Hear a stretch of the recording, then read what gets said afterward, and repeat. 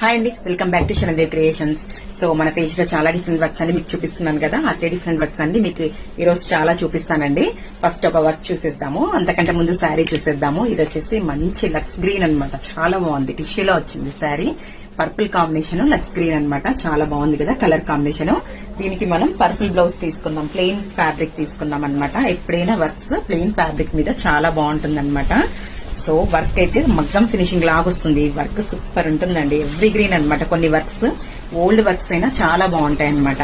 So ఇది వచ్చేసి design చూడండి, ఆల్ ఓవర్ వస్తుంది, యూ షేప్ వస్తుంది అనమాట. నెక్ చాలా బాగుంటుంది వర్క్ అయితే.